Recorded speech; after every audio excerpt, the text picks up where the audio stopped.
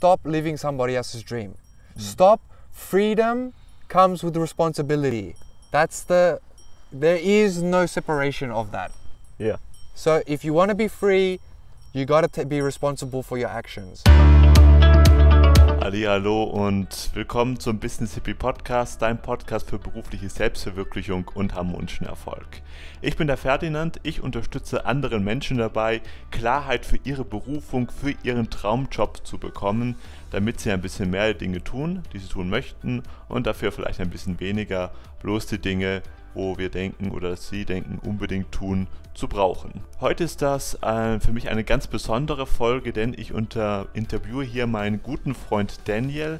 Den habe ich in Australien kennengelernt während meiner wilden Hippie-Zeit. Und die Folge ist für mich deshalb so besonders, weil wir haben uns in einen ganz besonderen Abschnitt, einen ganz wichtigen Abschnitt in meinem Leben kennengelernt. Als ich mir mal die Entscheidung getroffen habe, einfach wirklich alles sein zu lassen, meinen ganzen Job einfach mal alles zu kündigen und für ein Jahr nach Australien zu gehen, wo ich da in den Hippie-Kommunen quasi meine zweite Kindheit erlebt habe. Eine unglaublich tolle Zeit. Und dort habe ich eben Daniel getroffen und er ist für mich einfach so ein toller Mann, weil er ist ein wirklich richtiger Herzensmensch und er hat sein Leben so nach ganz anderen Werten gelebt, als wie ich das jetzt eigentlich kannte. Er ist einfach da zur Uni gegangen und hat dort studiert und aber auch dann sehr schnell gemerkt, das ist nicht sein Weg und war dann sich aber auch keiner anderen Alternative bewusst und ist dann auch erstmal in ein ganz großes Loch gefallen. Darüber reden wir, wie es für ihn war, in Melbourne zu sein und zu wissen, es geht ihm jetzt bald das Geld aus und er hat keine anderen wirklichen Alternativen. Also natürlich hat er die gehabt, er könnte irgendeinen Job nehmen, aber das wollte er nicht, er wollte irgendwas anderes und hat sich dann entschlossen, mit eigentlich wirklich überhaupt gar kein Geld wufen zu gehen in einer Farm für Permakultur und hat dort wirklich dann seine Berufung gefunden. Ein sehr untypischer Karriereweg, aber er war da wirklich dann in seiner Kraft gewesen. Wir reden darüber, wie es für ihn war, wirklich auch alles Bekannte hinter sich zu lassen. Und ja, ich mag Daniel einfach so sehr, weil er ist ein unglaublicher Herzensmensch.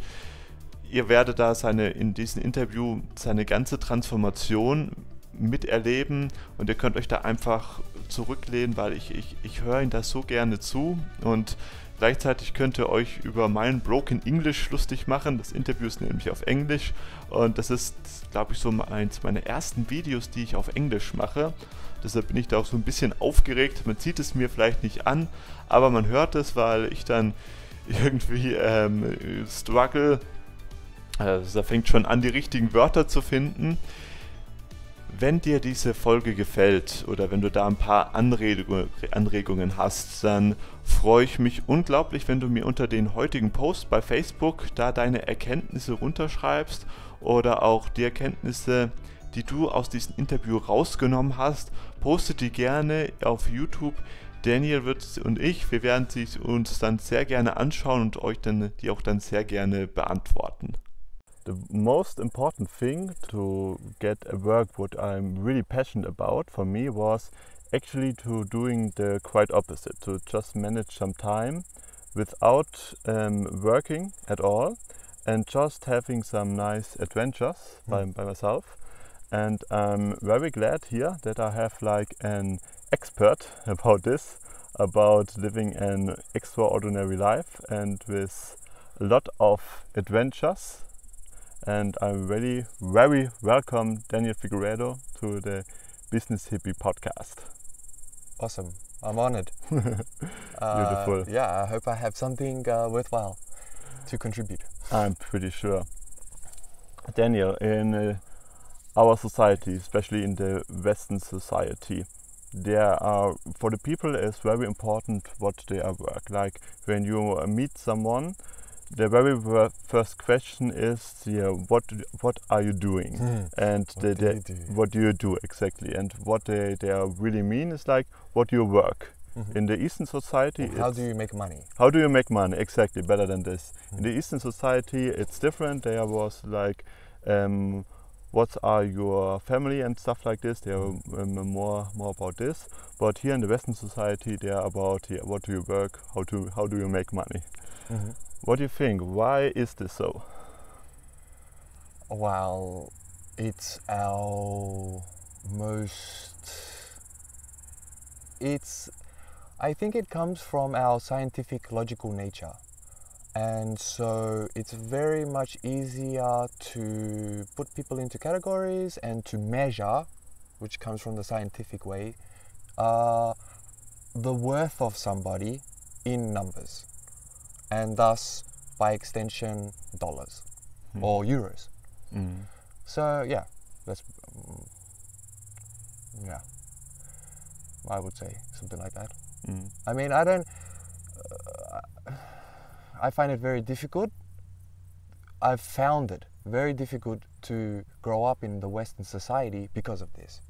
Because I never value somebody based upon logic, because it's illogical. Fucking, I don't know. People are so illogical that to just use one form of measurement to be able to determine whether that person is worthwhile, I don't know, being around or interacting with, is really shallow. It's really, it's not enough.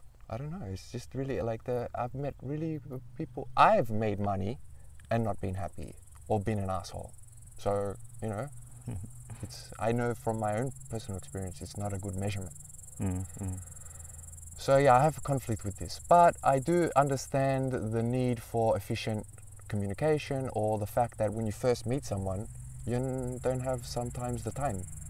So there is a purpose, or there's a reason why, at least.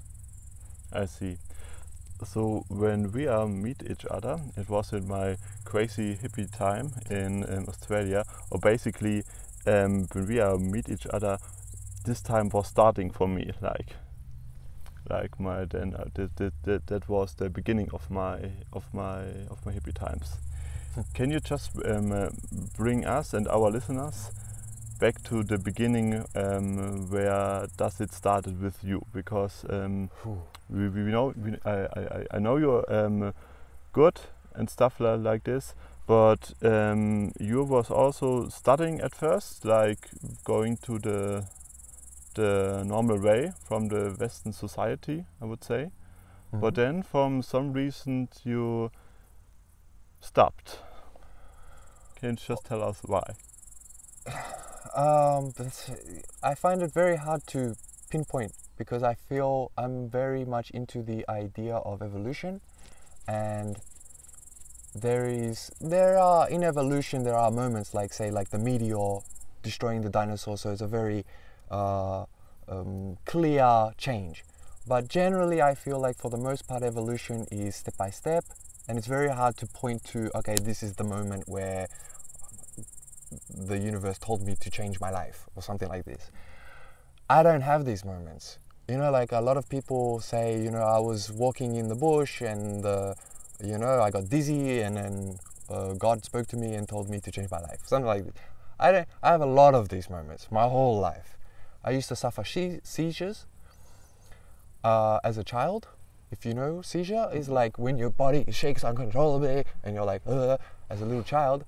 And that was a interesting moment for my perception of reality, because from the outside I can imagine it looking freaky, like especially to my mother who was there, and she'd be like, oh, but on the inside I was calm, completely calm. And so I was realizing that the sort of outside perception of things is not the only thing, right? There is the inside and outside. So that was maybe like one moment. And then talking about this transformation from being sort of going the normal way and realizing that that's not the way for me was, yeah, like I did all the normal things. My mother was an immigrant in Australia, and she didn't get to go to high school even because she was the oldest woman in her family in a self-sustainable agricultural family. So that means she has to stay home. So for her, going to university was a big deal. And she sacrificed a lot of her time, basically worked every single day of my life that I've been alive to make sure that there's enough money for me and my sister to go to university and transcend middle class, not middle class, but like worker, and be someone more professional. Yes. And so you went to the university in Melbourne? Yeah, I was kind of convinced by this. Yes. I was convinced by my mother's sacrifice, more her sacrifice than what she actually told me. Yes. That I felt obliged somewhat to at least try my hardest to go to university. And so then high school's finished. I'm just so fucking happy to be out of school. I'm like, and then it's like, oh fuck, but now I have to go to more school. Okay, university, what's the options? Doctor, and it's all the stereotypical bullshit, doctor. I had no idea about like the humanities and psychology and all these kind of other kind of topics. It was all just the hard sciences, maths, or physics, or doctor, or engineer. So I was like, I like breaking things apart, or finding out the reason why things work and fit, and I like using my hands. So if I'm going to go into some sort of scientific field, then engineering sounded the best to me. Mm-hmm. And that way, and it's also success, you could be successful, make money, and be a success in society. So I chose engineering, and went through university, made a break because it was just I went to TAFE. TAFE is kind of like a technical college, 2 years, and then from that you could make a bridge into an official university degree of mechanical engineering. And so I made such good friends, all kind of like, regular type people, not like they're all exceptional in their own way, but not like logic smart type people. Just like, for me, what I would call just like more just characters. I don't know, like I hate to fucking label people. I don't know. So in this break, I had to make a decision. What course? I decided to go for aerospace engineering, but all my other friends went for other stuff: mechanical engineering, automotive engineering, and manufacturing engineering. So we all split up, and then I found myself alone again in aerospace engineering, and it was a heavy load of studying, and I couldn't deal with it anymore. So that was the kind of first like, oh fuck this, I'm just gonna go live my life. Okay, and can you tell me what does it mean for you to live my life? Because there was like certain then you really have to make a decision, like really going to the university again, or really diving more into this world, or just leave it, and which you did. So can you just tell me about this phase? So really, when you made really the decision, okay, I'm gonna just leave now the university and going to live my life. How does it feel? I can't really point. It wasn't that moment for me. I was still quite young, and I wasn't making decisions fully consciously. So mostly it was just like, oh, university, this is too much. I'm not clicking with anyone. I don't have friends, and I'm not feeling it. I'm feeling like I'm being forced into living a way I don't want to live, I don't connect with. So then, in that moment, I was even thinking about joining the army, because, adventure, or they could pay for you. Also, I've always been lower middle class person. Like, my mother's not paying for shit, like I don't have financial freedom to really, because I had this old way of thinking that you need finances in order to change your life, or in order to have enough freedom or time to travel and stuff like that. I never realized that you could just fucking hit the road and you'll be fine. Okay, So you'll I survive. think this is a very important in this thing. in this stage of my life. Yeah, I think this is a very important thing about lots of people, because a lot of people are wishing like to go and travel and stuff like this, and doing adventure and all the beautiful and crazy stuff. But the main excuse is, oh, they cannot because I don't have any money. Yes, Yeah, it's so the trick. it's a trick. Yeah, It's to keep us going, yeah, to keep us in the machine. Yeah, yeah. for sure. And how do you manage to get out of this? Because it is for a lot of people a real fear, and so it was also for me. Yes. Yeah. So I know you're sorry, but okay. Well, then we're gonna have to time travel to. I just finished university. Yeah. Because then I had a break in that aerospace. Yes, I yes. quit aerospace. I had a year off. Then I went back to uni. I traveled to Europe, but traveled like more or less like a backpacker. You know, like not pushing myself, and still making sure I had enough money to survive.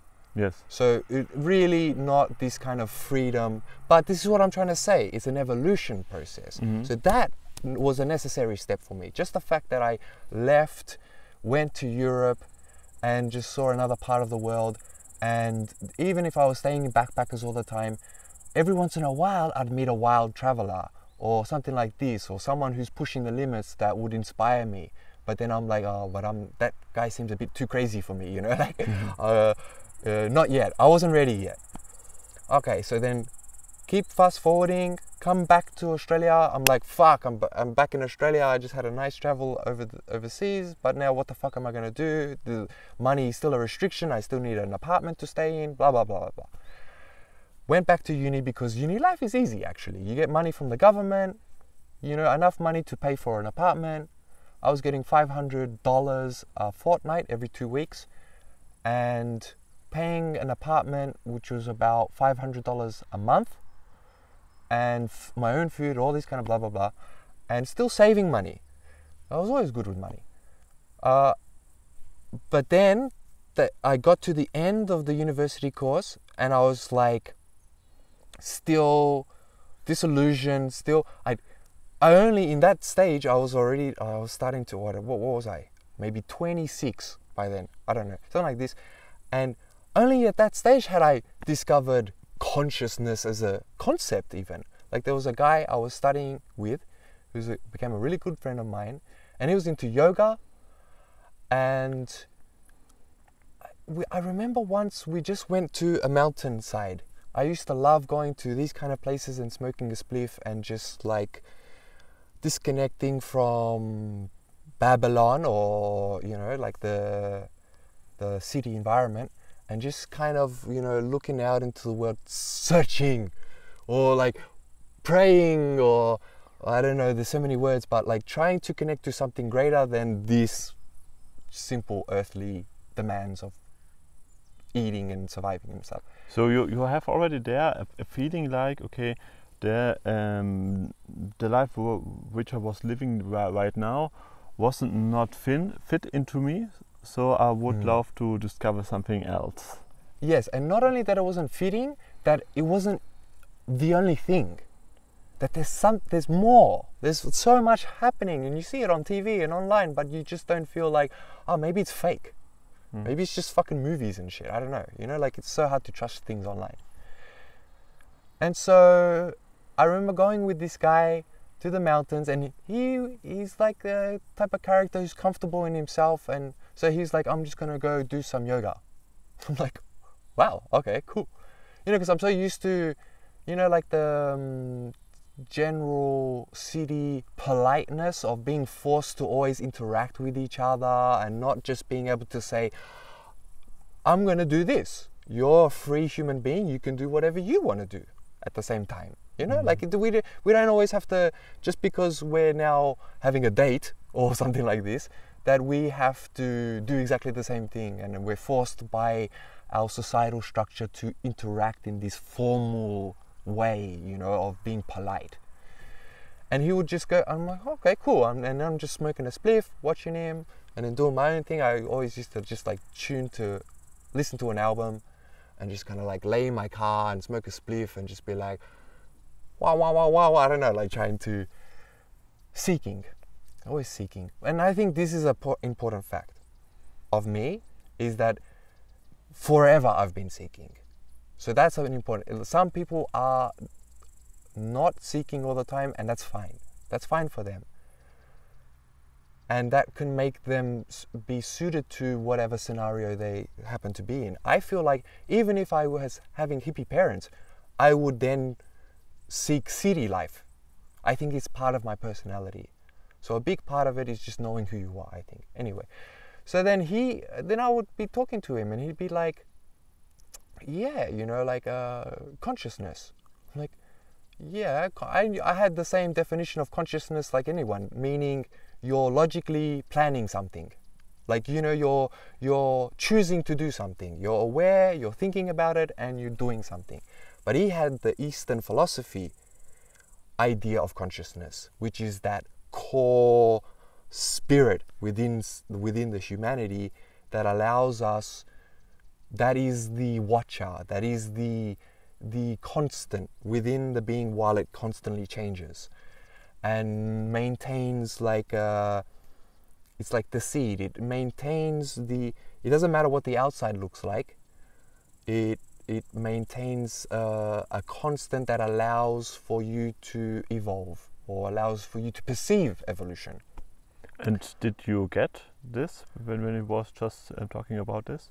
No, I was like, okay, consciousness, interesting. And then he's like explaining it, and then it was just, he simply put it, just the fact that you are aware.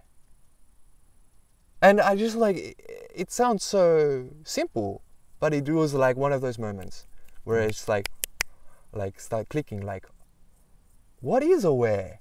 Like what part of me is aware? And so then I was just like, wow, so that's what it's all about. Like, it's just literally not even deciding things. It's just the fact that I am aware of things. And so that started then me, because I was always questioning, but this really started me realizing that there's a part of me that is able to do anything, is the point. Which then started to open the world up to me, as in, like, I was holding myself back. Or like, let's say the egos that were implanted into me through culture, let's say, which were useful in the culture, were also limiting my ability to see other things. And so, yeah, that was a transformational moment. Then, okay, university finishes. I'm like, fuck, what the fuck now? I don't have free money anymore from the government. I have to go out into the world now. I'm not going to be an engineer, I know this. I'm not going to fucking work a normal job. And I had saved money from this time. And then my friend, who was also, I went to study with in the TAFE, he just bought a house. And he was going into the standard way. You know, like, he was an engineer, succeeded, finished the course, found an engineering job, has a good woman or partner that he's been with for a long time, wanted to start the family. Got a house. In Australia, you have to get a loan, basically, unless you're super rich. Like I said, very expensive. Which happened to have a second level underneath, which was a perfectly encapsulated apartment with its own bathroom, its own kitchen. And so then I was like, oh, can I move in with you? I'll pay rent and I'll live in the bottom. And we'll separate our lives as much as possible, but we're friends, so we can hang out and smoke spliffs. Because that's a big theme in my life, smoking spliffs. So in this moment, I was completely disillusioned with everything. I came to the conclusion that no matter what I do, like literally anything that I do contributes to what I saw at the time as the problem, society, Babylon, as consumerism. All the negatives that I thought or logically perceived to be driving humanity into a negative place or causing conflict and all this kind of thing, I found that I could not find a way to contribute or act even in the world without being a part of the problem. Even if I buy organic, there's still plastic fucking wrapped around that thing. No matter what job I do, it requires me to interact with the financial system, which is the limiting factor for a lot of people, which is So I got into a stage in which I was, for most people would be a depression. I was playing a lot of video games, smoking a shitload of ganja, and basically online all the time, hardly sleeping, looking for something online, just as deep as I can go, finding out how the fuck can I get the fuck out of here, or how can I do something in which I'm not a part of the problem. And I was going through what some people, I found it online, what is called the darkest night of the soul. It's an idea, a theme of where you go through what is considered like the lowest point. There's many terms for this, but I like this darkest night of the soul. I like this image. And so I was like, fuck yeah, that speaks to me. That's it. That's what's happening right now. And my relationship, I had a long and steady relationship with a girl. She was great, but it was part of the problem. My friendships, they were fucking amazing. They're amazing people, but they're just like, they're plugged in to the matrix, and they're sucking me into the matrix, and I need to find new people who have experienced other things that can just fucking get me out of this situation in which I felt like I was just fucking the world. This is my mother, and all this kind of thing, that no matter what I did, even if I had good intentions, even if I found a way to be great, if I was in this place, in the city, I was being a part of the problem. So nothing could save me. So I was paying rent, and I was randomly looking for work. I was delivering phone books. Like, I borrowed a van from a friend. It was a pickup fucking van, and I was driving phone books to neighborhoods and putting the phone book in their house, and the people would be like, what the fuck, are there still phone books? Yeah. Like, there's the internet, who the fuck needs a phone book? Why are you killing trees? You know what I mean? That's what I mean. Like, no matter what you do, you're a part of the problem. So that was so fucking depressing. Oh my god. And slowly breaking. My egos were dying. All my conceptions about what is real, what is necessary, what has to be is dying, and I felt like I was dying. Dark night of the soul. Like, all that was left was the soul. Everything else, all the egos that were keeping me alive or keeping me interacting with the society were dying. That's how I felt. Psychedelics, stuff like this, like mushrooms and stuff, random insights, and slowly meeting people who did have out of my, let's say, parallel dimension. Like, they were in different dimensions, you know what I mean? Like, they were in the same reality, but they had different perspectives, where I would be like hunger. Like, I'd be hungry to hear them. They'd be like, oh, travel. And I'm like, dying to travel again. Anyway, so slowly running out of money.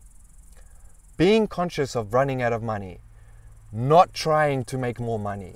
Knowing how the system works. If you don't make money and you're paying rent, you're losing money. Eventually you're going to hit zero. Knowing I'm about to hit zero and accepting it. Just accepting it. Just being like, let's see what fucking happens. Let's see what happens if I just run out of money. Do I just die? Like, before I thought I would.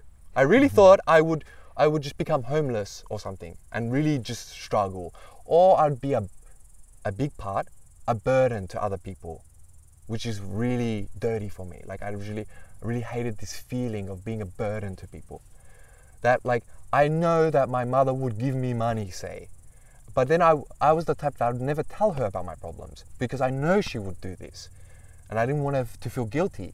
So I'd be the type of person, I was preparing myself for choosing homelessness.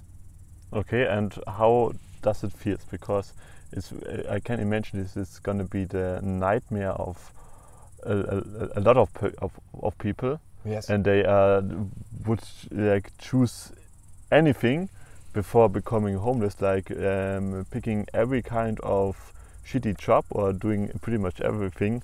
Example, like driving around phone books. Yes. Just not to become homeless. And you was like, okay, I don't want to do this kind of stuff anymore, like any kind, and anything, and we just gonna see what would happen when I really don't do nothing. When I hit zero money. When I hit zero. That was my okay. marker. Okay. Because I don't believe in doing nothing. Okay. Yeah. That's not possible, actually. In reality, there's no thing that is nothing. You wouldn't be able to perceive it. It's one of these paradoxical, or not even paradox. It's like it's a misconception. So humans just use this nothing too easily. Okay, but then what happened when you really hit like this point zero, when you was really running out of nothing, and it feels literally like, okay, usually when I would die like this, what happened then? Okay, well, leading up to it, it felt like dying. Yes. It wasn't easy for me. Yes. I made the conscious decision. Maybe some people might think it was just because I was too lazy. Okay. But really, it was actually, I was the most active in this moment, but just internally. And I was just like, okay, I have to see. If I run out of money, do I just die? Okay. And I've died, basically. Like, I was dying. Then, okay, so I'm running out, and I don't want to, I'm living in my friend's house, right? And so it just naturally came to a point where there was a bit of friction in the house. So it was kind of like, okay, we want you to leave the house. And then I was like, okay, I don't even have enough money to pay the rent anyway. So good. Okay. You know, nice and clean, we can stay friends. Okay. You know, and so then, okay, so now I'm homeless, you know, but not homeless. I'm still scared, you know, so I'm like, okay, I'm going to go live with my mother, you know, like for a little bit. But not really. Like, I did a lot of research.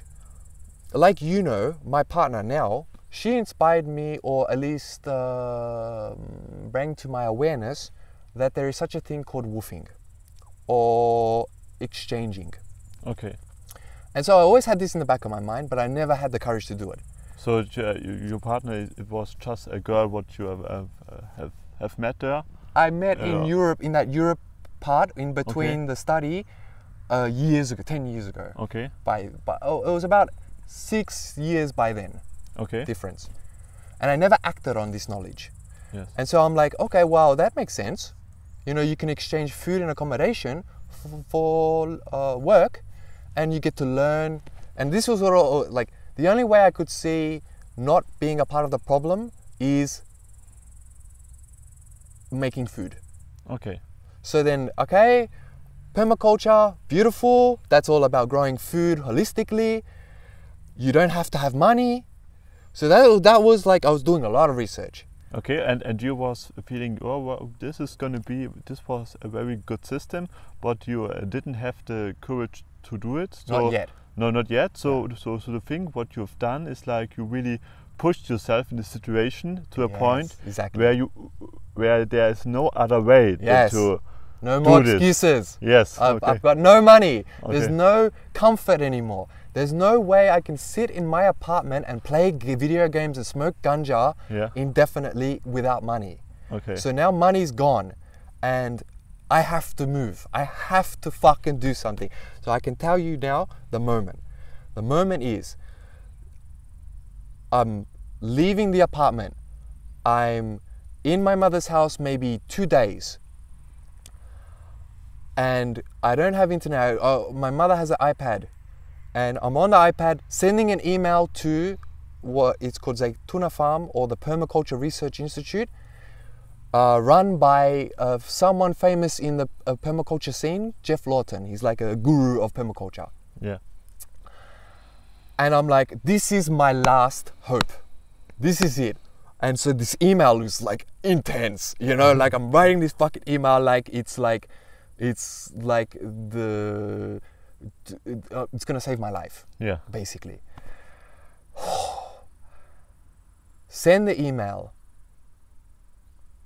I'm waiting a few days, and I remember I borrowed my sister's car or something like this, and I was driving to meet a friend, smoke some spliffs and chill out or something, I don't know. Yeah. And I had lost my license. My license ran out. Yeah. Like officially. And I got stopped by cops. And the cops were, they were like, where's your license? It ran out. And that was it for me. I was like, okay, I'm officially fucking done with Melbourne and the city. This is the sign. This is the city telling me, get the fuck out of here. But I hadn't received the email yet, you know? So like, I'm like, okay, this is it. Officially, I've officially inside myself internalized, accepted the fact that I'm leaving no matter what. One way or another. But actually, in that time, the options were, if I don't, it was this Permaculture Research Institute or homelessness. Okay. I'm not living in my mother's house. I'm getting out of, if I have to hit the street and just be homeless, fine, that's another perspective I need to see, just to see. Because I'm a curious person. So those were my two options. And I was really depressed in this moment. Like it was really the last straw. So then, okay, went, visited my friend, came back. No, my mother's boyfriend at the time came and picked me up. And he's a heavy person, you've met him. And he's like, oh, you fucking idiot, blah, blah, blah. And it's whatever, whatever. He's a self-made man. Whatever. But he's really about, he grew up in a certain time. You make fucking money. You use all your effort to make the money. And, it doesn't matter. Even if you have to do crime, it doesn't fucking matter. The point is you just use your effort. This is the system. Just do it. Just beat the system. That was his idea. Whereas me, I was looking a way out of the system. Mm-hmm. Get back home. Drama, because of this. But it was okay. It wasn't like a big deal. I wasn't going to jail or it wasn't that big a fine. But I had no money. So anyway. Okay. I think 2 days pass. And, every day I'm checking the email. And it's there, inbox. Yeah, come. No problem. I'm not going to be homeless, yay! Because I'm still afraid, I don't want to fucking be sleeping on the street, you know what I mean? Like, even in this moment. As you know, later on, there's ways. Yeah. And I've found amazing ways to be homeless. But at the time, I was still very much afraid of being homeless. And so this was the universe, thank you. Thank you. Send on a post on Facebook. Anyone who gives a shit, I'm about to leave. If you want, meet me at this bar in the city and let's just have a nice goodbye. Okay. And it was beautiful. Lots of people came. I didn't expect, because, when you're in depressed mode, you just always see the negative. Yeah. Or doubt. Lots of people came. They were so supportive and like, you're not for this place, bro. You're too crazy for this. You gotta get the fuck out of here. And haven't there been not a few people, a few friends of yours who said, Daniel, what you are doing here is totally crazy. Just get a job, or. Well, it's hard because I've always been crazy. Yeah. You know, so like for them, they knew that this was like just me, just being Okay. crazy. But but people often project. So often the case is like, fuck, that's crazy, bro. You know, just because it's crazy for them.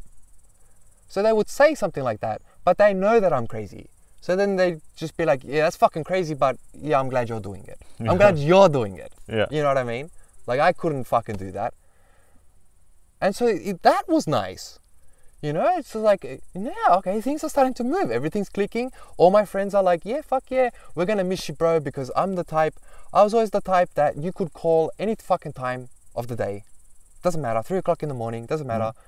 Bro, let's meet somewhere and I just need to talk. Yeah. And I'd be there, you know? I'll be Okay. there. So for a lot of my little group of friends, I guess for them it was disappointing to lose that because that's rare, I think.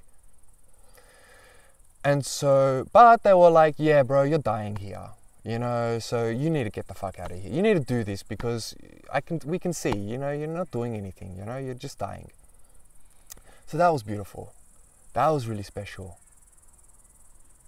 And I would say that just receiving that email and going for that coffee with all my friends, and directly from that bar, I went on the train to go on my adventure. Oh, wow.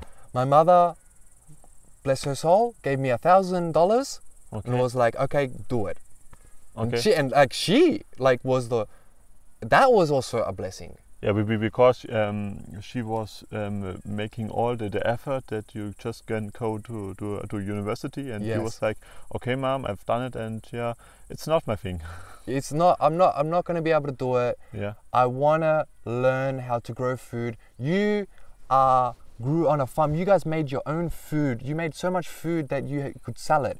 Yeah. And in one generation, I've lost that information. You know, and what do we have? You know, I don't know. You know, you work every day of your life as a cleaning lady. You know, like, she's a very stoic person though, and she's I never saw her in this time frustrated or taking out her life frustration on us. Like just being like upset when she came home. Like she would clean a hospital all day. She would complain about it. She was always whinging about it, like complaining. But she never was like bringing like direct negativity to us or pointing that negativity to us. It's like she was amazing, strong person. And I was like, yeah, I need that. Yeah, you gave me so much. You made sure that I had enough food. You made sure I could go to university. The house was always clean, beautiful garden. But you don't understand. Because of your adversity, you became this strong person. I'm becoming a weak, useless person. Even if I make money as an engineer, I'm going to have all sorts of fucking psychological issues, you know what I mean? Like I'm weak. I need to go out in the world and do something real and experience difficulty, real difficulty, hunger, to be able to, and this is like how I was talking, you know, like I was like really passionate because I felt like I was dying, suffocating. Yeah. And she got it, you know, or she didn't really get it, but she was like, loved me enough to be like, okay, I can see that you fucking need to do this. Yeah, I think you just said now a very interesting thing, like a very big issue about our society that nobody have ever experienced, or lots of people never experienced like really like suffer or danger or something like this. Because if you want, you can just manage your life in our society without having any really proper issues. Like just having going to your job and stuff like this, and just working from 9 to 5, and then you have like a very relaxed life, but you've never faced any really issues, and you never get to the chance to really you really grow, you know what I mean? Yeah, or face adversity that is growth. Yeah. You need to fail in order to learn something new. Change is the death. It is. And it's inevitable. It's constantly happening, but it's very easy sometimes to feel like no change is happening. This is the nothing concept. But it's very easy to fall into this a groove or a rhythm or a pattern that you put all your energy in order to sustain because it's comfortable. But I would like to say what you're saying about how people don't ever face adversity. The thing I believe is relativism, relativity or relationism, that even if you have never been raped, you've never been attacked, you've never been robbed, you've never been homeless, the dark side or negativity it's always in our lives. Yeah. So the monotony of life, the fact that you're eating yourself to death, these are real hardships. Mm-hmm. Even if you're a rich person. I used to hate rich people. I used to hate money, and it was a big thing for me. And so anyone, money or power or influence, I always used to just automatically feel like they're the enemy. But then I started, through life and experience, realizing that everyone is suffering. Everyone is suffering. You're rich, meaning you have now more responsibility, meaning now you have to pay people. And if your business fails, then tens to hundreds to thousands of people suffer. And even if you're a hardcore capitalist and you don't give a fuck, you hide your emotions, that affects you because you're a soul. Even if you bury it, you can never bury something fully. It comes, it attacks you, it attacks your core, it becomes a part of your ego. The fact that you start to now close yourself off emotionally, that's a pain. Mm. That's a real pain. It really is a horrible way to live. So, I started to realize through, life experience that it's all relative, So, even if you never was raped or even if you've never been homeless, you're suffering. The point is not to avoid suffering. The point is to just accept the fact that things are hard. Change the fucking word. Don't call it suffering. It's just challenging. Then you're doing something. You're learning a new math thing. It's challenging. You could easily say, I'm suffering. Many people suffer in maths classes. You know what I mean? Yeah. But don't suffer. Don't challenge yourself. And you're missing a big part of the world is mathematical. You know what I mean? You don't have to become a mathematical genius, but maths is a big part of the world. There's a lot of concepts in maths, even basic ones, that really help deal with normal things, other things. Yeah. Let's go back to the situation. So you've just had a nice goodbye to all your friends. Yes. And you just jumped into the train to go to the Straight into the train. A little bit drunk. And how was it? How was the feeling? Good, super on a high because of the love I got from my friends. Yeah.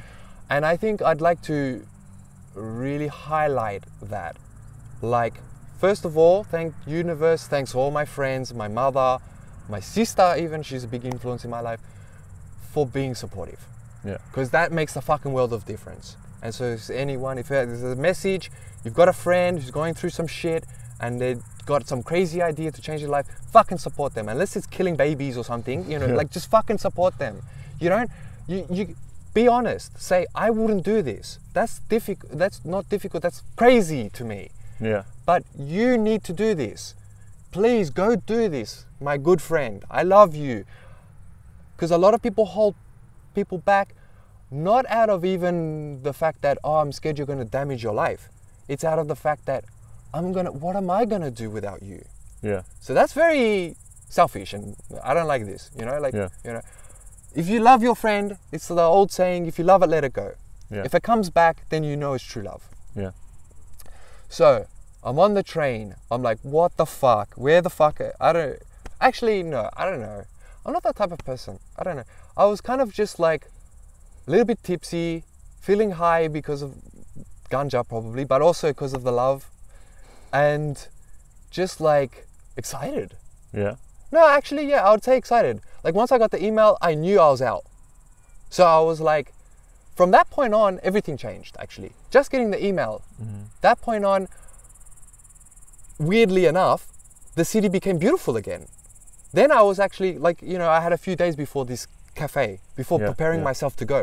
And I remember walking around and just being free and actually then really enjoying the city again and being like, okay, I've made my decision. I know what's going to happen, or I know that I've made a decision at least, because I think that was why I was dying the most.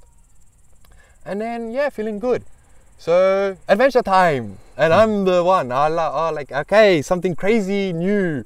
I've never experienced. I have no idea who I'm going to meet. I have no idea where I'm going. I have no idea what the fuck's going to happen. That's my element. That's when I'm the most happy, actually. I think this is a very root of suffering, that people have like these feelings that they are living just a day-to-day life. They have the illusion like they know what is going to be in the next week.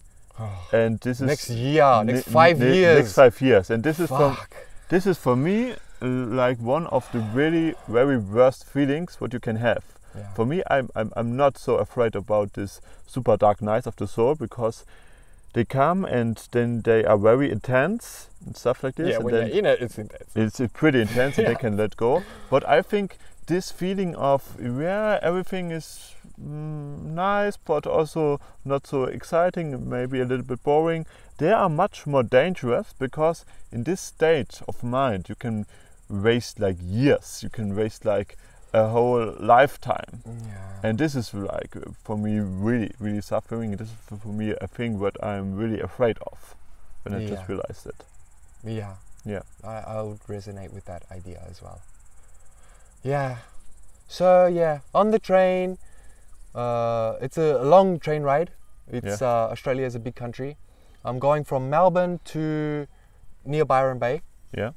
Just for people, Byron Bay is quite easy. It's the actual place is called the Shannon. It's like this crazy little, cute little,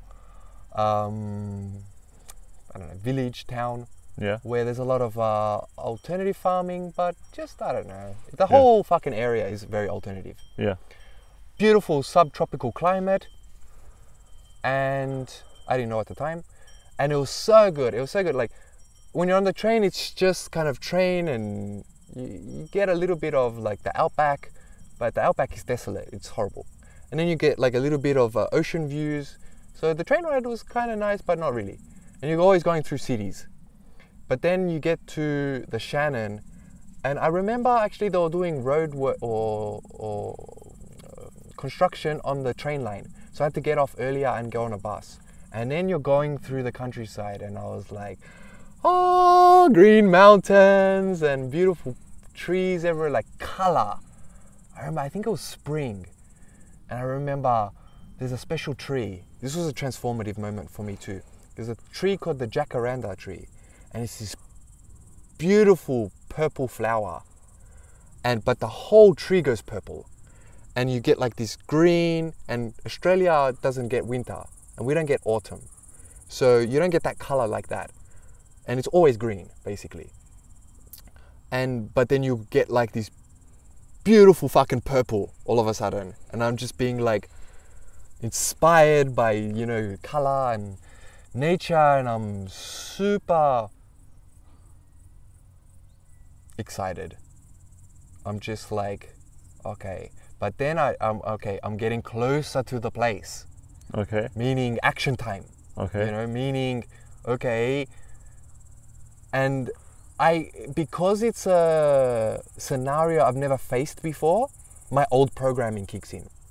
And it's like, okay, you're going to have to be a good worker. You're going to have to charm people. You're going to have to interact, like all these kind of things. Like, how are you going to approach this? Like, what is your plan? And I'm like, plan? I got here, didn't I? That was the plan. I bought the ticket. That was it. And my mind is like, you fucking idiot. You're gonna fucking die out here or something. You're fucked. And so, okay, the bus, and then I catch a smaller bus. And then I'm getting closer to the place, and it's getting more rural, and I'm like, ooh, this is nice, but what about the place? How is it going to be? Do they have enough food for me? What's the accommodation like? I knew they give you a lot of information before you go, but it's not the same, right? Yeah, like, of course. Like hearing about a place is never the same as being in the place. Yeah.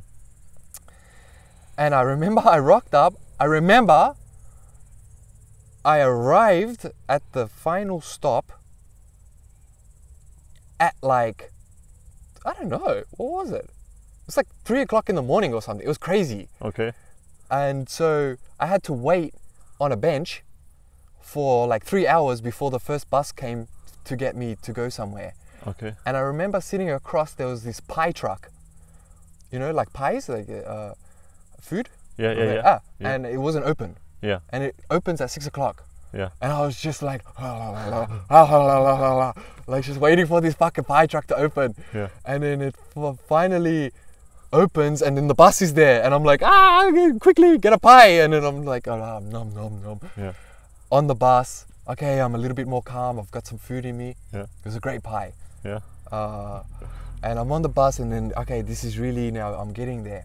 And so I'm arriving at the community, at the Permaculture Research Institute. Okay. It's got a big name, especially online. Yeah. Especially at the time. Little side note, it's important, I feel. The reason why this place, for me, I saw this video, he posts a lot of videos. Mm.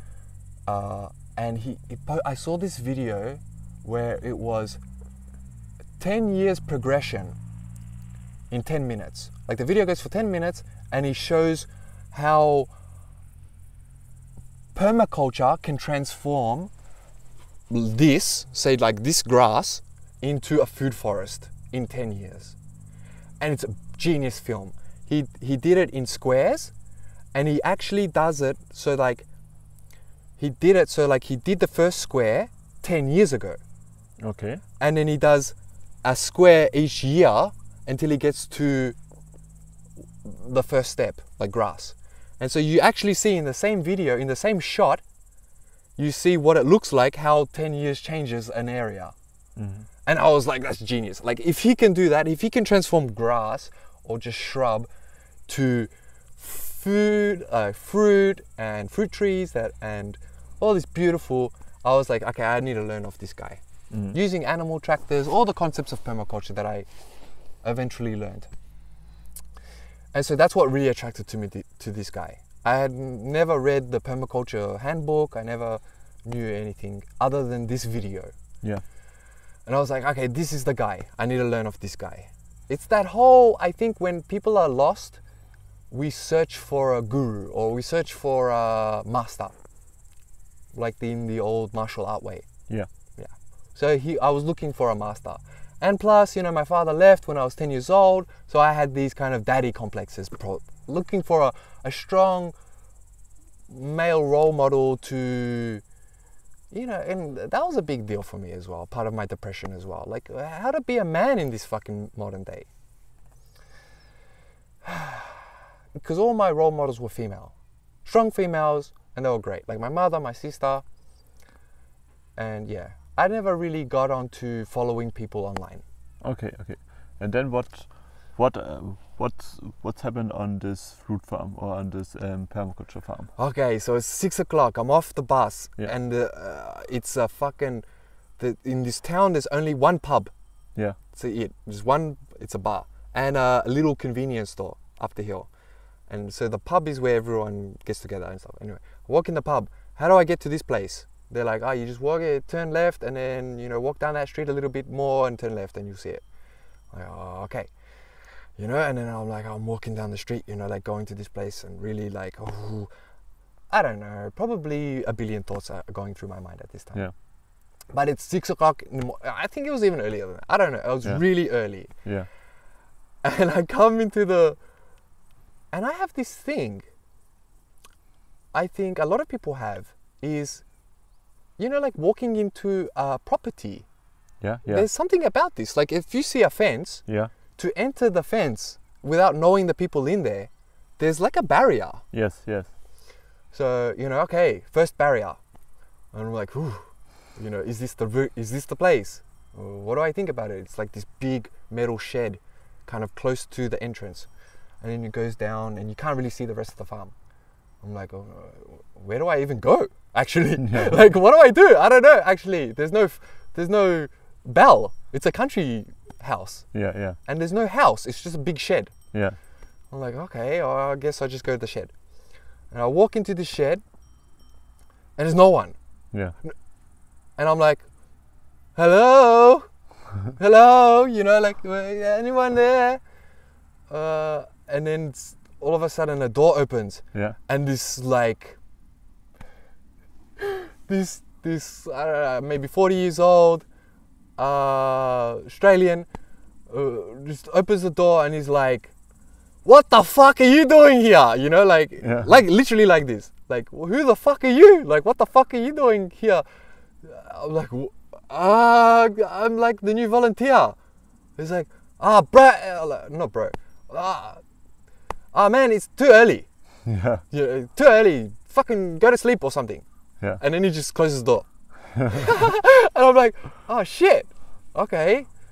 You know, so then I'm like, it's like, smoke a spliff and lie on a couch. Yeah. And just like nap, I think. Okay. Eventually then the action starts to happen in the place, and then the people start coming around, like people start walking around, and I'm like, oh, there's people around. Get ready, you know. Yeah. And the Salah was the volunteer coordinator. Okay. Walks in. Oh no. The girl who runs the reception. Okay. Who's the one who emailed me. Okay. Such a beautiful, attractive, but also beautiful soul. Yeah. And I was instantly in love with her. You know, like, she was like, oh, hey, new volunteer, nice. And I was like, oh, finally, you know, someone who appreciates my presence, you know, like, because this guy, in the end, he's a character. He's later in the story. But she was like, okay, nice, you know, and then calls down to the house, okay, the new volunteer's here, you know, come, you know, and then, okay, Salah, the coordinator, comes. And he's like, okay, welcome. And then you have the visit of the farm, you know, you see what the fuck you're dealing with. They have like these little metal frames in like a kind of grassy area. And where the whole idea, the concept was you earth build your own shelter. Okay. On these frames. And that was also a big draw for me. I was like, yeah, earth building. In the end, it's bullshit. But anyway, so there's a few of these platforms, and yeah, you know, you're nervous, but you're super excited. Yeah. It's this. This is where I fit into the world. Nervous / excited. I think you can't separate the two, for me personally. You know, like, anytime I'm excited, I'm also nervous at the same time. Yeah. So it's this mixture, and then, you know, okay, I'm here. Nice. I got a little bit of ganja with me still. You know, I'll find ganja somewhere, I'm sure. Because that was always an important thing for me, to make sure I always had some ganja on me. That was my only concern. Okay. Okay, you know, they've got work for me to do. They've got food. I've got my tent. And there's a place to stay. It's nice. It's got like a roof as well, so you're not getting directly rained on. And, you know, you begin. Set up your tent, okay? And then you come for lunch. You don't work the first day. Mm. And you just kind of, you know, you're starting to get the vibe. Who are the people? They're all volunteers except for Salah, who's there 3 years. Beautiful, big Jordanian man. Mm. Very, like, the beard like you. Very, I talk very like, hey, you come here and dig this hole. You know, like Middle Eastern, very strong character, but sweetheart. You know, like those big people who are actually really like little girls or something like that inside, you know, like really sweet, nice people. But he's really intimidating, you know, like his voice is very... And then the other volunteers, for me, I see myself as equal to them, so I wasn't intimidated by them. Okay. And yeah.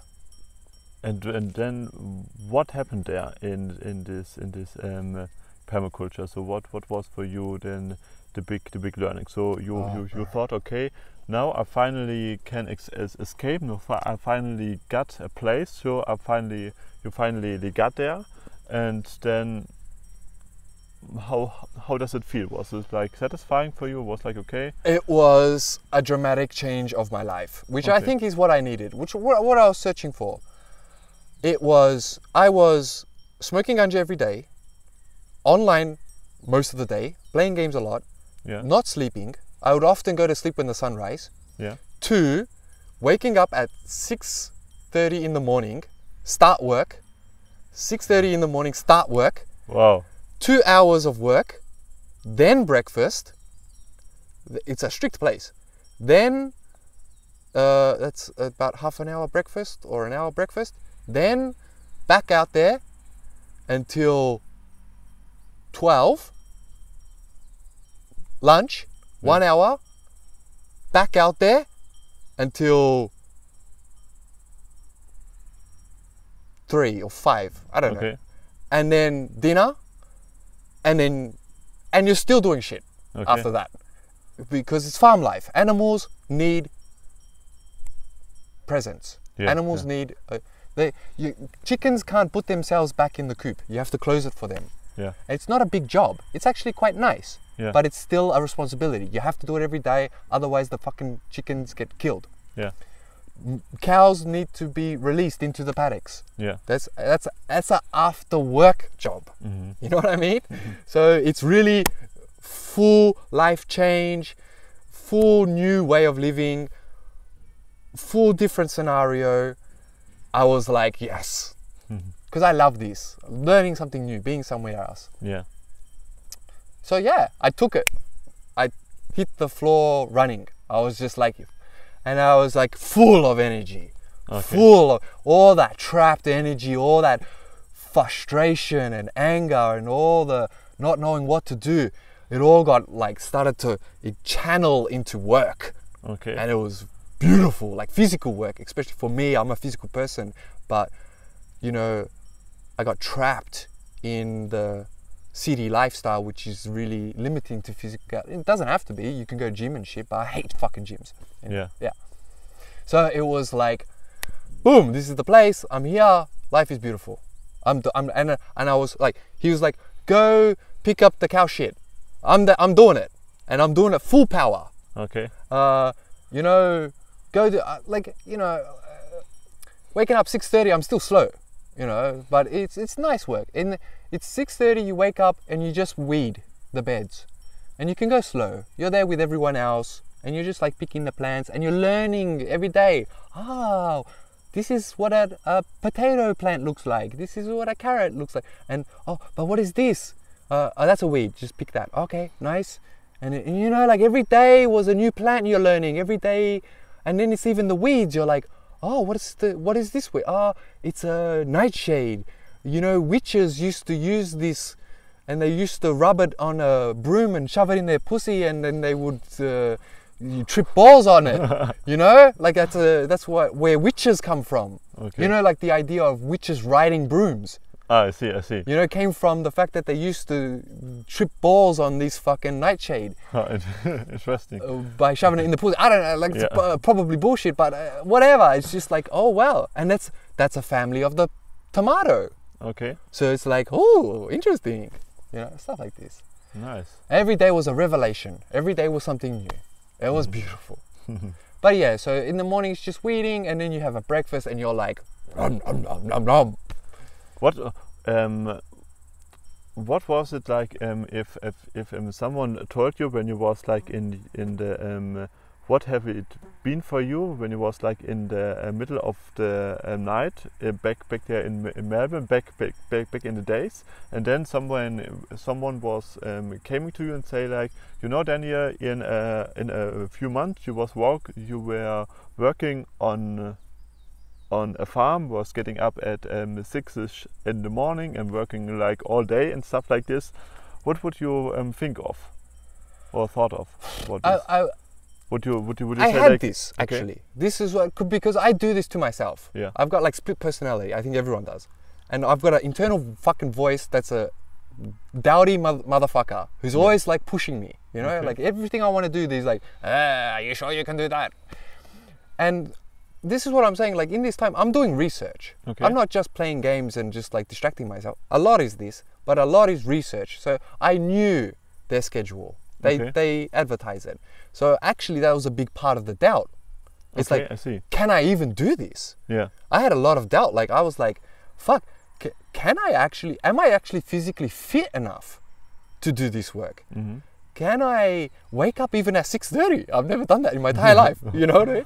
Can I work and physical work all day long, every day of the week? Yeah.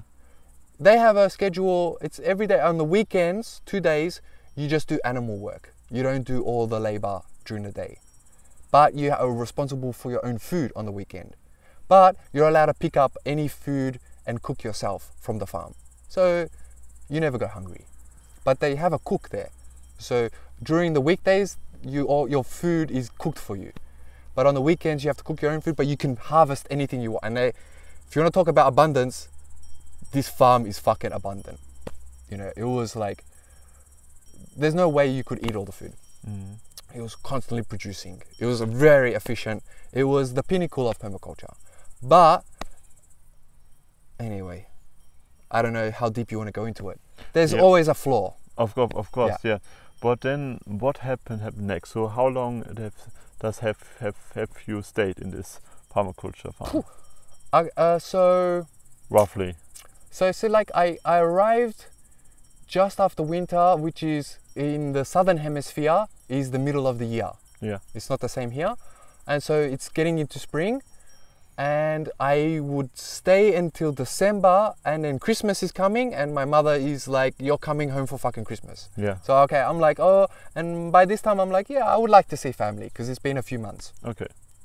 So then I'm going back to Melbourne for Christmas. Okay. Then, you know, beautiful and then it was beautiful too, like being back in Melbourne with this like new eyes. Okay. That was the start of this, like seeing my city from a different perspective with new eyes. This was the beginning of my transformation. Okay. Realizing the parallel dimensions of our lives. Like right here, I perceive this world. Right here, you're perceiving different world. Right here, there's people in all these houses perceiving a completely different scenario right now, you know. And so that was the beginning of that. But yeah, so then I went back, and then a couple of days, and then I'm back, I think after New Year's, to the farm. Okay. Then I'm there for, I think in total it was like 9 months. Okay. Yeah. So it was about a year. Yeah. Okay, beautiful. And then after farm, so you was there a point where you get like, okay, now I have there enough, and I would like to carry on, or yes, how was it? Yeah. Yeah, for sure. Then it's like the old tricks, you know, like it's the mind's constantly like, it doesn't matter. Like then it's like, okay, now I've got into another rhythm. Okay. And now, okay, I feel stagnant again. Okay. And now I need to push myself. There's even deeper places I can, or different parallel dimensions I can enter.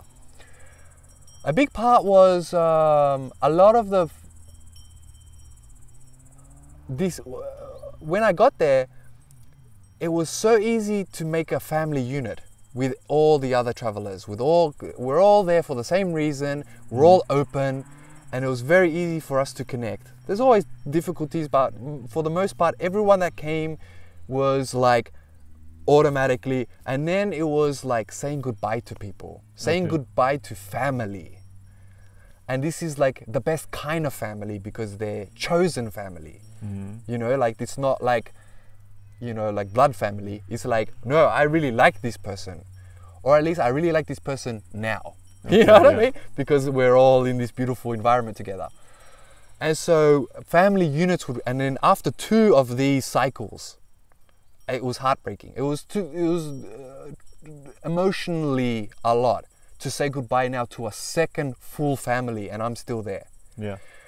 And really close, really big brothers and sisters that I made connections with are leaving and going off on their travels, and I'm like, oh, I'm jealous, you know, I want to explore more. But also I'm like, oh, you know, now I have to make a whole new fucking family. And being just like, okay, a lot of people are going, and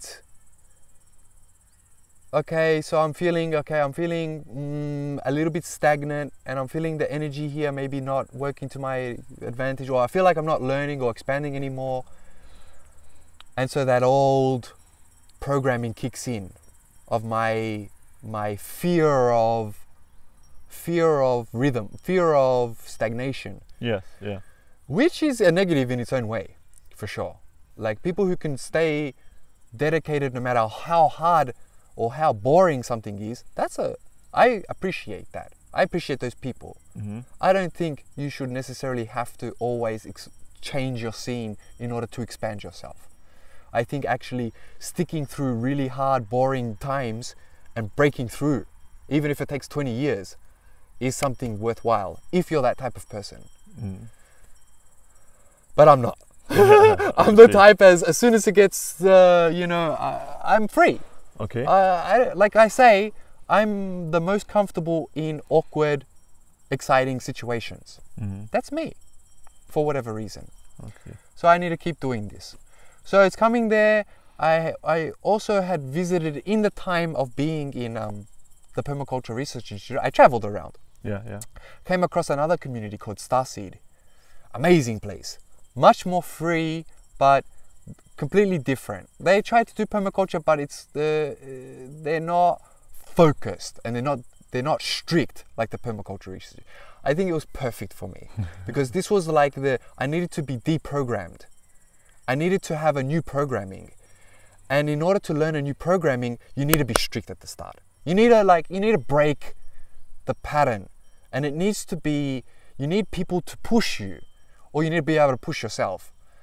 And so waking up 6 o'clock every morning, I changed physically, dramatically, my diet changed. I learned so much about myself and about how I want to live my life and the techniques. But I knew I'm not a strict person. I don't want to wake up 6 o'clock in the morning every day. You know what I mean? So it was for you okay for a certain time transition to time to really to break this old patterns, to be strict and have discipline and stuff like this. But then after this, then you was like wishing to live like free again, or like spontaneously. Yes, I think like it's our responsibility. Our life is our responsibility. Yeah. Yes, you can give your life to a guru who will tell you exactly what to do, but you're not listening to the guru. Yeah. There's the guru. He's leading by example. He's not telling you what to do. You need to become the guru, which means that you need to be able to then not listen to someone and do what you fucking be yourself, actually, and do the thing yourself. So, yes, in times of transition, it's very good to ask for help. It's very good to seek a master. Break your fucking patterns. Allow someone to dictate to you that you trust or that you believe in, to dictate to you, you do, and you fucking do it. You just do it. You know, you don't fucking complain. You don't go, oh, but I think you come with your old bullshit. The whole point is you're fucking trying to learn something new. You need to fucking listen. Once you get it, then you evolve it yourself, right? You need to, and that takes different time for different people. I'm not, like even now, after, that was like ages ago, I wouldn't say I'm like a permaculture guru, but I've done enough physically and I've internalized a lot, and I can do it now. I know I can do the physical labor, even if I've been smoking or even if I've been lazy for half a year. I know that my body can transition. I know that's possible. And so I went with it. I had this new base. Okay. I deleted some old or overridden some old programming, had new programming, but I knew that this wasn't for me. I still wanted to seek. I still wanted to see other ways, other patterns. So Starseed was another one. And I was always going there like as a friendly cat. I'd come and visit. It was a nice free place. I made some connections. One of the people I volunteered with had a friend who was living there. And so that's it. He would take me, visit his friend, and then I would get to visit this community and meet all their people and be all like, ooh, this place is cool too. And so then, okay, and then I'd always visit them, and then they told me about another place, which was just down the road, called Byron Yoga Studio. I don't know, something like that. Byron Yoga something. Yeah. Yeah, what was that? Anyway, and so they had a similar program. Exchange for free yoga every day and free food. Or not free food, exchange. Exchange, yeah. Exchange labor, gardening for food and yoga every day. Mandatory yoga. You have to do the yoga. You cannot smoke on the place, anywhere on the place. You can go, you have to go to the street to smoke if you want to smoke. Cannot drink alcohol. I was never a big drinker, it wasn't a big deal, but smoking was a big deal. And I cheated a lot. Anyway. Yeah, Byron Yoga Center. So that was even then now a big change. But and they're like trying to sell it to me. Bro, because I was complaining, I don't know, I want to change place. Bro, this place is like 90% hot yoga chicks. They got great food, like Ayurveda food, all like healthy Ayurveda food. You get free yoga, and you're close to us. You can come visit us all the time. Woo! That sounds perfect. And best thing. Anyway, there was a guy running the volunteer situation at the Byron Yoga Center that I had exchanged with at the Permaculture Research Institute. So I was already connected. So they took me. His name was Dan, and this, what a character. Anyway, he got kicked out of the Permaculture Research Institute for raging at somebody. Like there was this beautiful Belgian man who was like, I don't know, 50, but he looked beautiful. Like, I don't know, like really young for 50, really healthy. He was a vegan. He was the first vegan I ever met in my entire life. And all these concepts are like veganism. Was like, what the fuck is that? Like, you don't eat meat. What the fuck's wrong with you? Like, or not even that. It was extreme. It was like, oh no, the animals, and all this. Like, when you exploit animals, they exploit you. That's real. That's a real. I saw that in real life. Have you had you there sometimes the thought like when you was when you was living this life? How was feeling then your life back then in Melbourne when you was going to university and going and doing stuff like this? You've had there are sometimes moments of feeling, oh, maybe I'm going to Melbourne again, or was it like, no, I never going to visit this place or this lifestyle again? No, not maybe in order to keep myself going, but really I'm the type of person, once the decision's made, I don't give up. I only look back fondly. I only look back for memories, just to say, oh, that was nice, I did this. I never look back saying, this situation now that I got myself in is horrible or scary, I can go back to that. I can never go back.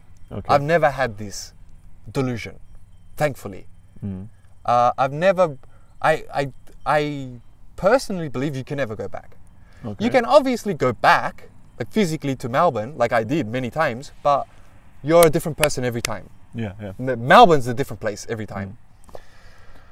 So, and when I'm doing something, especially if it's new, I'm full immersed. There is no rest of the world. There was only this farm. Like, that was the beauty of it, bro. No politics, no news, no car, no, the world is burning, no bullshit about what the fuck is wrong with the world. It was all about, this is how you compost.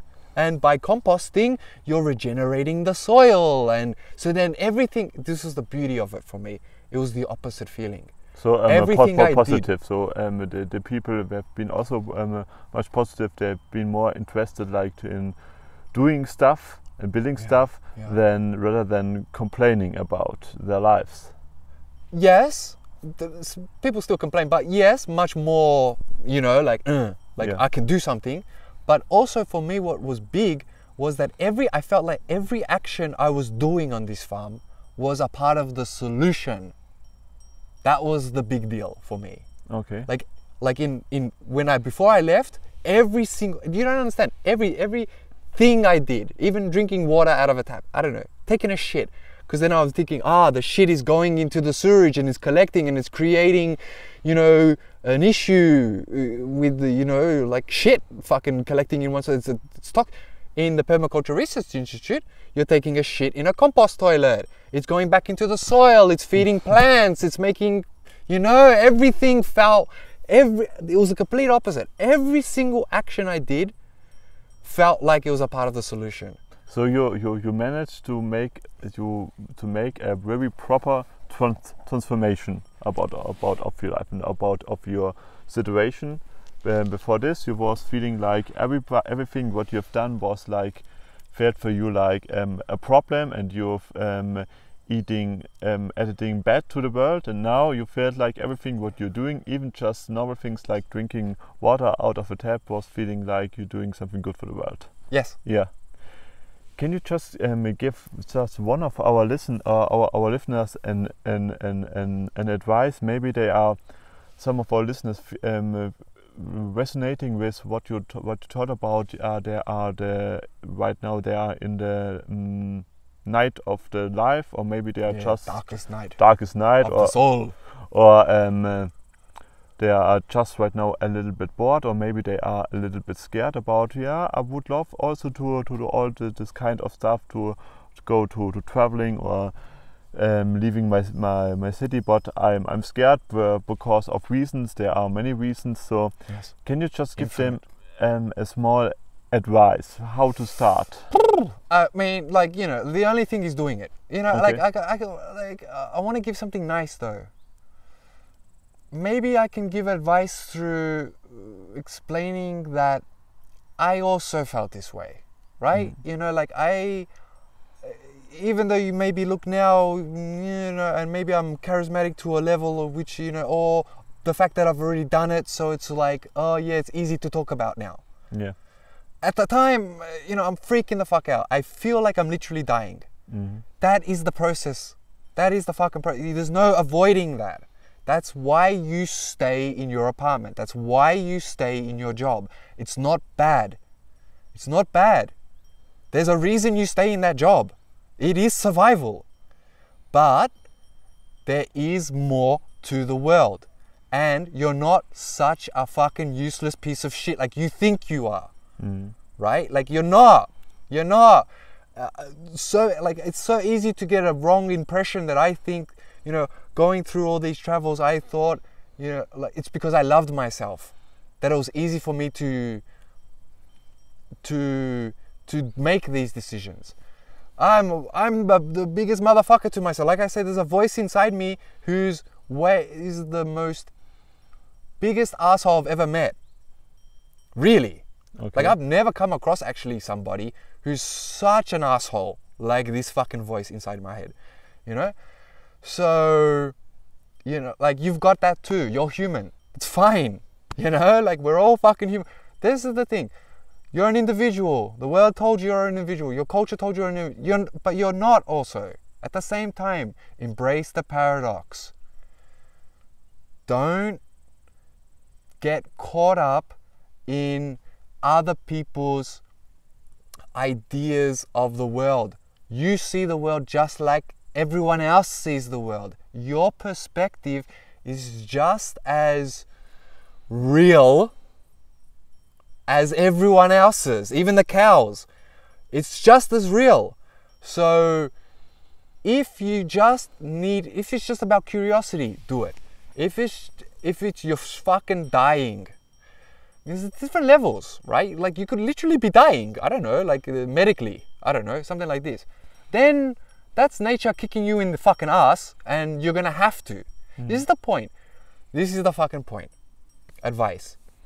Do the change your own way, make the choice before it's made for you. Yeah, because otherwise it's going to be very painful. It's going to be fucking painful. It's going to be so hard, and it's going to happen. Life fucking changes. It's the one law or something, I don't know, that I accept. It's the one law. Everything changes. Nothing stays the same forever. It's not possible. If you know anything about reality, if you're not stuck in loops inside your mind, it's not possible to have always, it's not possible. It's just not possible. Change is inevitable. It really is unavoidable. So you can either choose or you just let it happen. Sometimes most of the changes in my life I've let happen. Like I said with the zero, going to zero. You could say I was conscious, but it wasn't that like I was like, oh yeah, you know, I'm preparing myself for zero. Yeah, but because you don't know what is going to happen afterwards. I think when you was into this process, it was just literally feeling like dying, and then afterwards it was like, oh my gosh, I have no money right now, but I'm still alive. Yeah. No wonder. Whoa, amazing. What a surprise! Yeah. Yes. Beautiful. $1,000 help from my mother for sure, but then that runs out. Yeah. And I was back on zero. Again, ever since that first time actually reaching zero money, like literally having no money in my hands and none in the bank, I've hit zero like multiple times. Okay. This is the point. So don't think also, this is a good advice as well. Maybe also don't delude yourself into thinking as long as you go all out into this new way of life, everything is solved. It's evolution. The very fact that we can do it in one life is amazing because it's taken billions of years to get from single cell to humans. You know what I mean? Billions of years. Evolution is slow. The fact that we can evolve consciously in one lifetime is amazing, but it's still a process. It's still back and forth. It's a mathematical thing as well. If you learn some math, that's what I'm happy I went to university. I learned a lot of concepts which give me logical understandings of esoteric understandings, which is good. It's good to see things from lots of perspectives, not just like listen to a guru, or not just like listen to scientists. Get both and realize they're both saying the same shit actually, just with different words, you know? Which means then, okay, lots of different people using lots of different concepts are saying the same thing. Maybe there's something to this thing. And you're going to say it differently than everyone else says it too. So, okay, you know, that's just accept the unknown of the future. It's unknown fucking. Change is unknown. Like I was saying, the death is just preparing you for the real death, which really no one fucking knows. No one can tell you what happens after death. Yeah, true. You know? And so it's like these mini deaths somewhat prepare you for this big death, which is coming. It's unavoidable. No matter what, yeah. No matter what. Yeah. Beautiful. Let's go slowly to the end of the interview. So thank you very much for your sharing. Is there maybe one last thing would you like to say, or maybe one last advice would you like to give? No, not really. I don't know. Like, yeah, I mean, you gotta find a way in order to be you, but also realize that you're a part of everything else. You have to learn to embrace paradox. Nothing is just one way. Nothing is good and bad. Not even that. Nothing is like, or everything is, let's put it actually correctly, everything is good and bad. Everything is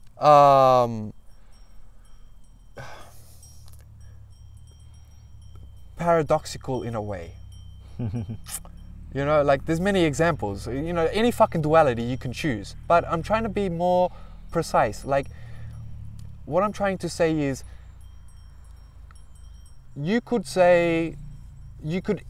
easily convince yourself that something is not good for you or is good for somebody else. Yeah. Use your energy not to stop making mistakes.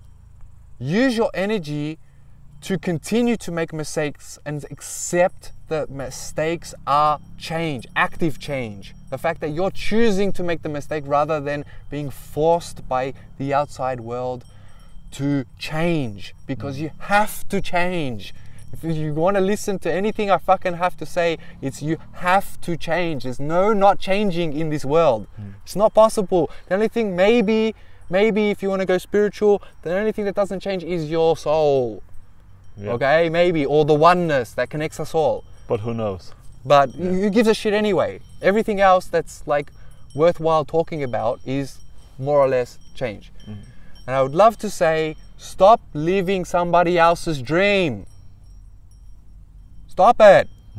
You can dream just like everyone else can dream. Start living your dream. You know what you want to do. Sometimes it's simple. It's like I just wanted to learn how to grow my own food. Humans know how to do this. We've been doing this for years. Some animals know how to cultivate food. Or they at least know how to get food from nature, from their fucking environment. Every animal does. So for me, that was it. And it's simple actually in the end. You plant the seed, and like now I'm making kombucha, I'm making my own vinegar, I'm making my own bread every 2 days. All these things, they're all actually very easy to do. It's all a scam. It's a scam to make you think that it's an art. It's not a fucking art. It's an art to make it beautiful, but it's not an art, or mass produce it, but it's not an art to do it. Yeah, it's like what you're saying. It's in the end, to live a happy life, it's not that hard. Maybe it can be hard at moments. It can be hard, yeah. but maybe the hardest thing is like that we are just saying or thinking it have to be complicated. In order to be good. Yeah. Yes. Exactly. Yeah. I think that's a very nice word to think to come to an end. That Yes. it maybe really less is more, and the life don't need to be that complicated or need to be that hard. The only thing what you need, or most of the times, is just like to be a little bit brave and embrace the change. Yeah, so for me, it's that you just got to stop living somebody else's dream. Stop. Freedom comes with responsibility. There is no separation of that. Yeah. So if you want to be free, you got to be responsible for your actions. If maybe that's maybe more important than anything else I've said, actually. Okay. Yeah, I would like that to be the last one. Okay. If you want to be free, you got to fucking be responsible for your actions. Yeah, beautiful. Yeah, thank you very much for sharing, Daniel. Yeah, thanks for the wisdom. Thanks for the opportunity to share. Yeah, you're very welcome. Schön, dass du diese Folge bis ganz zum Schluss zugehört hast. Was waren da so deine wichtigsten Erkenntnisse gewesen? Sachen, wo du denkst, ja, das möchte ich vielleicht auch mal ausprobieren, oder auch Dinge, wo du sagst, ja, das sehe ich da vielleicht ein bisschen anders. Lass uns da gerne darüber diskutieren. Ist das für dich so der richtige Weg? Was denkst du? Wirklich einfach mal wegzugehen, einfach mal bloß zu wufen. Für mich ist das eine wunderbare Gelegenheit, also so wie es Daniel gemacht hat, einfach mal sich ein bisschen Zeit nehmen zu können, ohne den permanenten Stress zu haben. Ich muss jetzt mir irgendwie Sorgen um meine Miete machen, und das habe ich ja in Australien auch sehr viel gemacht. Und dadurch konnte ich auch so ein bisschen erst dann auch dann spüren, was möchte ich eigentlich, was ist mir eigentlich wirklich, wirklich wichtig. Und wir wissen das ja alle innen drin. Also jeder von uns hat ja da diese Stimme, die das sagt, das möchtest du. Die Herausforderung ist eben, wir haben verlernt, darauf zu hören. Und unser Umfeld, das hilft uns meistens auch nicht dabei weiter. Und aus dem Grund, um denen auch ein bisschen entgegenzuwirken und dich da auch ein bisschen zu unterstützen, habe ich jetzt auch eine Facebook-Gruppe gegründet, die heißt Finde deine Berufung, wo ich eben in sehr regelmäßigen Abständen Value gebe, Facebook Lives gebe und damit auch so eine kleine Community schaffen möchte, wo wir uns dann auch dann gegenseitig unterstützen und empowern, die Berufung zu finden, die für uns gut ist und nicht die, wo unser Umfeld sagt, das sollten wir mal machen, das klingt logisch. Ich schicke dir alle Infos runter in die Shownotes, wie du der Gruppe beitreten kannst. Freut mich mega, dich da zu hören oder dich da zu sehen. Und dann freue ich mich sehr, dich das nächste Mal wieder nächsten Dienstag wieder begrüßen zu dürfen zum BusinessHippe Podcast. Let the Magic Happen, dein Ferdinand.